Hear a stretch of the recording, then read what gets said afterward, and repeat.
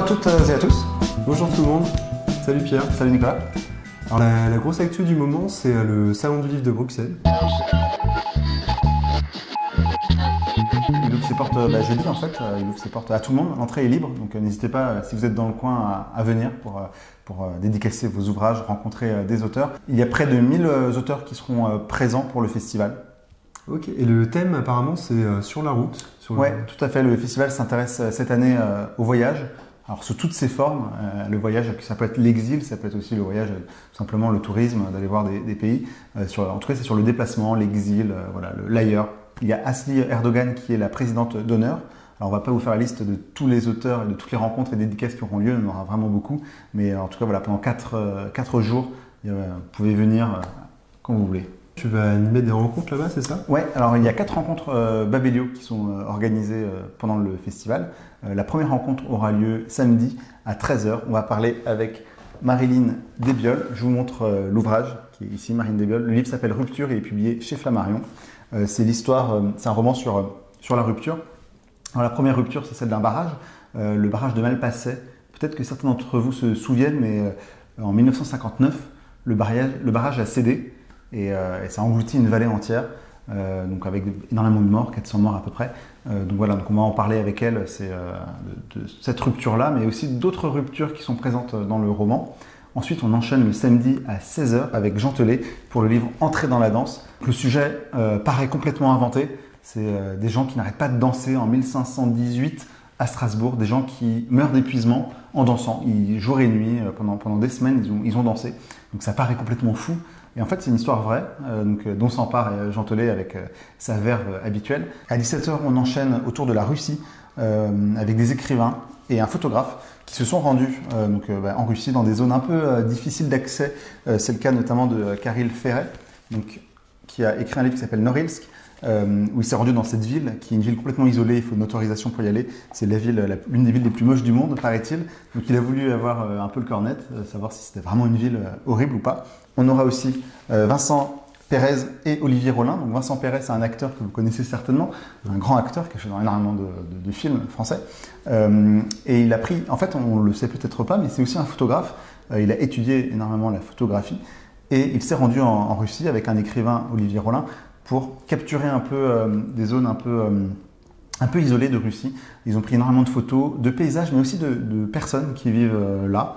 Donc voilà, on va en parler avec eux, on va savoir un peu quel est leur regard sur la Russie et le regard que l'on a aujourd'hui, nous, Européens, sur la Russie. On vous donne rendez-vous à Bruxelles pour 2 jours.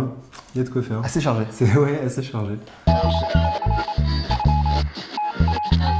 Mais il n'y a pas que Bruxelles, il y a bientôt la foire du livre de Paris, Livre Paris. Voilà. On sera présent? Oui, alors la grande foire annuelle française et parisienne du livre, c'est donc le Salon du Livre du 16 au 19 mars. Et donc cette année encore, les organisateurs entendent bien faire mentir l'expression de plus grande librairie de France, parce que c'est pas que la plus grande librairie de France. En fait, il se passe pas mal de choses au Salon du Livre chaque année. Plein de débats, plein de conférences.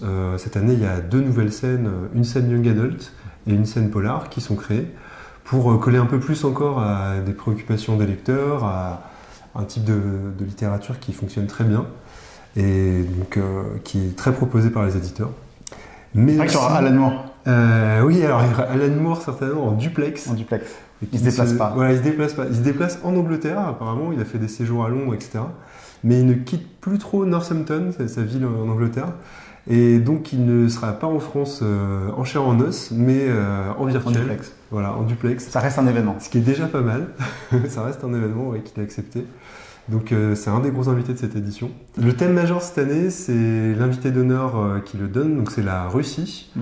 Donc il y a une délégation de 30 auteurs qui sont invités à Paris cette année pour représenter la Russie et la littérature russe. Donc il sera autant question des grands classiques russes connus de tout le monde de la littérature, que des auteurs contemporains, du patrimoine et de la création littéraire, donc tout ça mélangé pour mieux découvrir cette culture, pour ceux que ça intéresse et pour ceux qui ne la connaissent pas encore.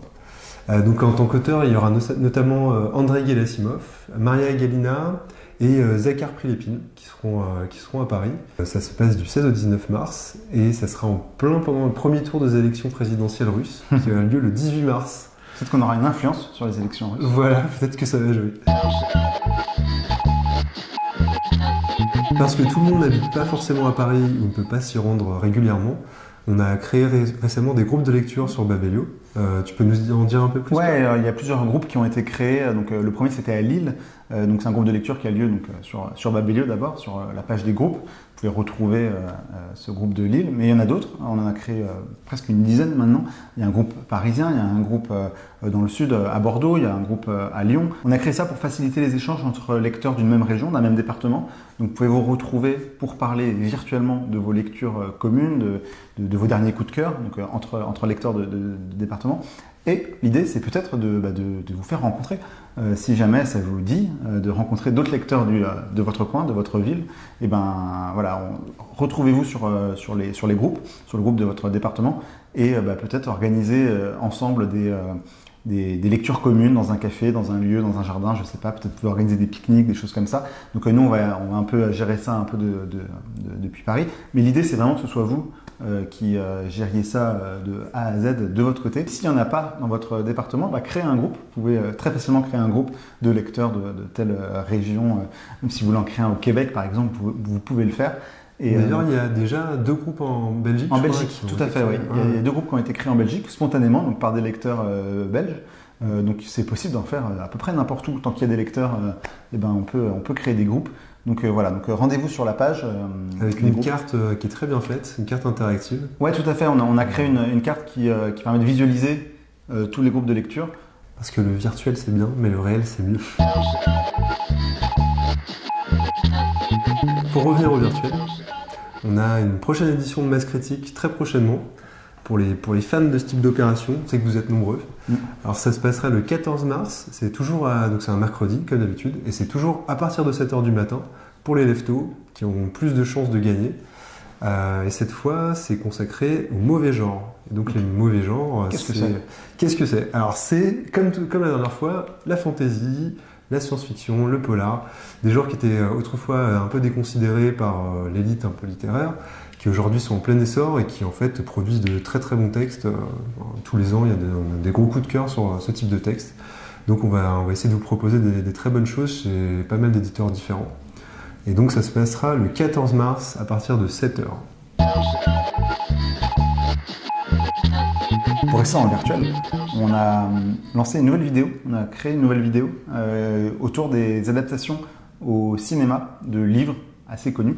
Donc on vous laisse découvrir la liste. Il y a 5, on a choisi 5 romans ou 5 ouvrages en tout cas qui vont être adaptés au cinéma. Il y a une BD dans le dos, c'est pour ça que j'ai dit pas forcément des romans, mais il y a aussi de livres, parce qu'il y a aussi une BD. Donc voilà, qui a l'air vachement bien. Donc je vous laisse découvrir ça. Et bien sûr, vous pouvez retrouver tous les liens de ce dont on a parlé au cours de cette vidéo, de toutes ces actus, dans la description en bas de la vidéo. Voilà. On vous souhaite une bonne fin de mois de février. Bah oui, à bientôt. On se retrouve en mars. Voilà, on se retrouve en mars pour un bon planning de rencontres. Vous pouvez déjà les retrouver sur le site. Ouais, n'hésitez pas à regarder. Là, il y a la vidéo, mais il y a sur la home, sur la page d'accueil de Babelio, on annonce toutes les choses qui sont en cours, notamment les recrutements pour les rencontres. Vous êtes nombreux à me demander comment s'inscrire à une rencontre. En fait, c'est annoncé un peu partout à travers nos réseaux sociaux, Twitter, Facebook, sur la page d'accueil de Babelio. Là, il y en a beaucoup qui vont arriver, donc restez vraiment connectés sur Babelio pour découvrir et vous inscrire peut-être à des prochaines rencontres. On a plein de rencontres polars à venir. Ouais, il y a une très belle chose qui s'annonce. Bon, on vous souhaite de bonnes lectures. À bientôt. Et à bientôt.